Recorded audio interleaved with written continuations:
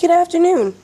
This is a paper slide video about the Middle Ages, the Renaissance, and the Reformation by Miss Stanton. During this video, I'm going to cover the three eras that we discussed during this unit in social studies. The first thing we covered during this unit was the vocabulary. It's always important to learn the vocabulary at the beginning of a unit because it helps you to better understand the things that you're going to learn later on. Some of the words we talked about were serf, indulgences, vassal, lord, heresy, and chivalry, among a few others.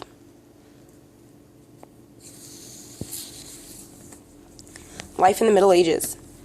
Some of the really important things that we talked about when we talked about life in the Middle Ages was the lifestyle of the people that lived in Europe during that time, as well as the economy, how they made their living.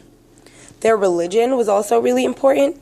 Another thing we covered was the Black Death, as well as a few of the punishments for the crimes that they committed back then. And I'm going to go in a little more detail about each one. The feudal system. The feudal system basically covers the lifestyle and the economy of the people during the Middle Ages because it was so strict. At birth, you would be basically told what your class was. And as you can see, it's a hierarchy, so there are levels here. And it was not flexible. There was no flexibility here. So whatever class you were born into would be the class that you would stay in for your entire life. If you were born a peasant, you would be a peasant. If you were born a knight, you would be a knight, a noble, a king, etc. I'm going to explain really quickly the rules of each. The king's role in the feudal system was to provide land to the nobles in return for the nobles giving them money and knights. The nobles would provide land for the knights, also called a fief, which is a land grant, and the knights would provide military and protection to the nobles. The knights also would provide land and protection to the peasants in return for food and services. Now, although, as you see here, the peasants are below the knights, they generally worked mostly for the nobles. Peasants didn't really have too much choice in what they did. They generally farmed. A few would be seamstresses and they would make clothing and such. And that would be their main day-to-day. They wouldn't really do too much else. Serfs is another word for peasants. They also would need permission from their lords if they had a desire to A, leave the manor or even get married. And serfs could not own land.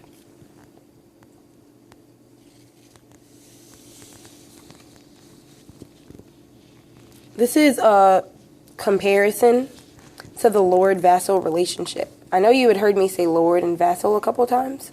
This basically just explains it. Here we have the terms lord and vassal, which is for the feudal system. A lord would fulfill a need and give a fief or payment of land to a vassal. And in return, a vassal would provide protection or services, like work on their land, provide them with food and things like that. I show here that it's a comparison to an employer-employee relationship, and it doesn't necessarily describe a title on a social pyramid. It just describes a role between two people. As you see here, the employer provides compensation, which means payment, and that's similar to what the lord does here. And the employee provides a service or does a job, much like a vassal.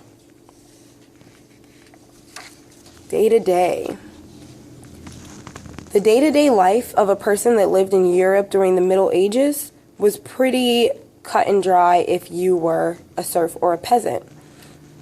Religion was extremely important during those times, and the majority, well, not really the majority, pretty much everyone in ancient Europe was Roman Catholic. All of the churches that were there at that time were Roman Catholic, and there weren't any other sects of Christianity in Europe at that time.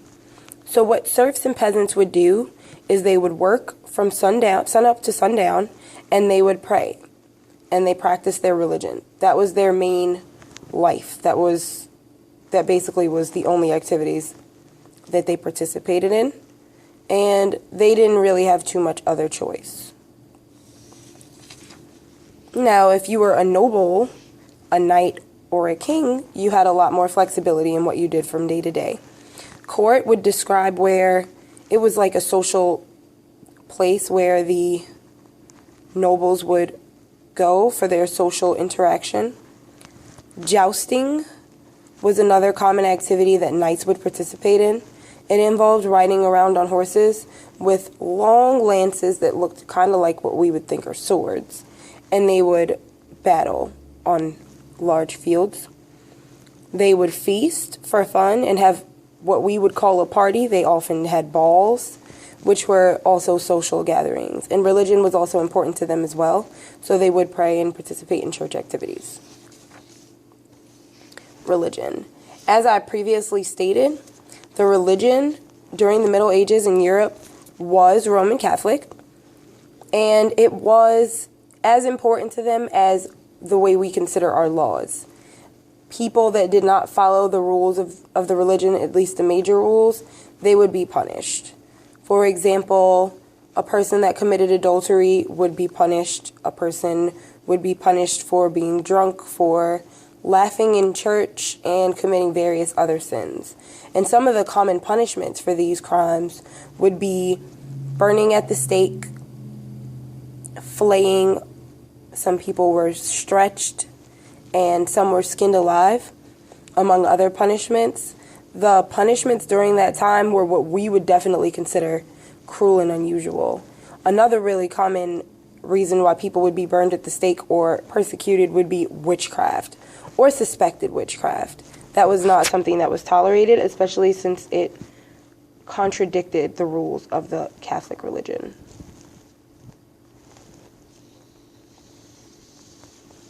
The Black Death. The Black Death was the spread of what we believe to be bubonic plague across Europe during the Middle Ages. This disease killed 30 to 50% of the population of England at the time, and it spread from China all the way across Europe on trade routes by fleas on black rats. As you can see here, there's a man, there's a doctor, well actually he's a priest, and he's praying over a man who has the bubonic plague. I'm going to move it a little closer for you. As you see, he has these large lumps all over his body, and they would actually penetrate the body. They were called buboes, and they would cause extreme pain to the person, also causing death within a few days. So it was extremely torturesome, and most people would die within the first week of getting the Black Death. The Magna Carta. As previously stated, the kings in the time of the Middle Ages were all ruling, so it was basically, I'll say a dictatorship, and the king was all powerful. So the barons during the Middle Ages forced King John to sign the Magna Carta, which limited his powers and made it so that the king also had to follow the same laws as everyone else. And for the first time, it protected other people against the tyranny of the king. The Renaissance. The Renaissance. Not too many pictures on here for the Renaissance, but the Renaissance was a period of rebirth of learning and art during the Middle Ages. And it was a drastic change from the Dark Ages, during which people focused mostly on work and religion. The Renaissance produced many beautiful works of art, such as the Mona Lisa, which is a painting by Leonardo da Vinci, the statue of David, which was sculpted by an artist named Michelangelo, the ceiling of the Sistine Chapel, which is a painting done, well, it's actually a series of paintings done also by Michelangelo, amongst many other works. We also have The Prince, which was written by Machiavelli, and many other wonderful works of art that came from that time period. The Reformation. The Reformation was a shift in the religion of the Middle Ages. During the Middle Ages, the Catholic Church had become extremely corrupt, selling indulgences, among many other signs of greed. A man named Martin Luther hosted 95 theses on the walls of the Catholic Church.